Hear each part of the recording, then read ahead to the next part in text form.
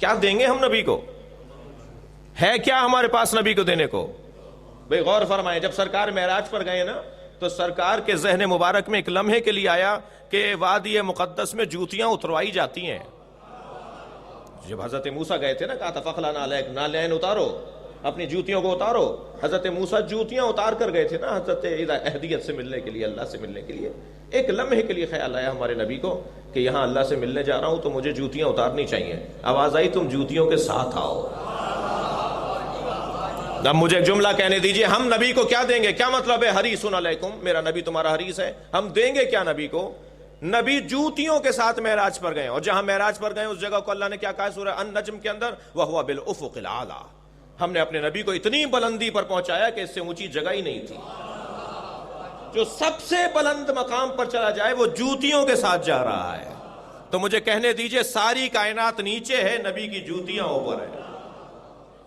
تو یہ پوری دنیا نبی کی جوتیوں کا مقابلہ نہیں کر سکتی، تو نبی کو کیا دیں گے ہم؟ نبی کو ہم دے کیا سکتے ہیں؟ ہمارے پاس ہے کیا جو ہم نبی کو دیں؟ تو یہ جو نبی ہمارے حریص ہیں، یہ ہماری ہدایت کے حریص ہیں، ہماری ترقی کے حریص ہیں، ہماری بڑائی اور بزرگی اور عظمت کے حریص ہیں۔ نبی مسلمان کو، کلمہ پڑھنے والے کو، اللہ کے ماننے والے کو نبی ترقی کرتا ہوا دیکھنا چاہتے ہیں۔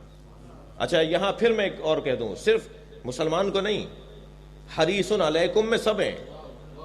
نبی غیر مسلموں کے بھی حریص ہیں، مگر جو نبی کی خواہش پر عمل کر کے ہدایت پا لیتا ہے، بالمومنین رؤوف الرحیم، پھر وہ مومنین پہ رؤوف الرحیم ہو جاتے ہیں۔ چاہے جو بات مان لے گا اس پر رحیم ہو جائیں گے نا، اس پہ رؤوف ہو جائیں گے۔ تو اللہ نے اپنے حبیب کو عزیزان گرامی جو واسطہ فیض بنایا ہے نا، اللہ عطا کرتا ہے مگر ان کے ذریعے سے دیتا ہے۔ اللہ سب سے عظیم ترین پیغام قرآن وہ ان کے ذریعے سے دیا ہے نا۔ یہ مسلمان کو، یہ بعض توحید ناشناس توحید پرستوں کو کیا ہو گیا ہے کہ جو اللہ اور اپنے درمیان واسطہ ماننے کو تیار نہیں ہے، جبکہ اللہ نے نظام واسطوں کا بنایا ہے۔ یہ پورا نظام کائنات کا واسطوں کی بنیاد پہ چل رہا ہے۔ ہم میں سے کسی پر وحی نہیں نازل ہوئی ہے، ہم پر کسی پر بھی فرشتہ نہیں آتا۔ ہم ایک ٹی وی چینل پہ بیٹھے ہوئے تھے، شب قدر کے بارے میں بات ہو رہی تھی کہ شب قدر میں فرشتے نازل ہوتے ہیں، تو پوچھا گیا جی کس کے اوپر نازل ہوتے ہیں؟ تو ایک صاحب کہنے لگے ساری امت پہ نازل ہوتے ہیں جی۔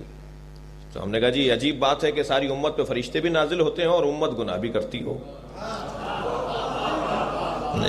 تو پھر تو سب کو معصوم ہونا چاہیے جس پہ فرشتے۔ اور کتنی عجیب بات ہے، ہم 14 کو معصوم مانے تو گناہگار اور خطاکار اور گمراہ کہلاتے ہیں۔ آپ کہتے ہیں کہ سارے کے سارے صحابی عادل تھے۔ بھئی لمحہ فکریہ ہے نا، ہم 14 کو اگر معصوم مانے تو ہم غلطی پر ہیں، اور امت 1 لاکھ سے زیادہ کو عادل مان رہی ہے کہ کسی نے کوئی غلطی نہیں کی، سب صحیح کیا۔ گلا کاٹنے والا بھی عادل ہے، گلا جس کا کاٹا گیا وہ بھی عادل ہے۔ کچھ عقل کا کام سے سہارا لیا جائے، کچھ عقل سے ہوش لیا جائے۔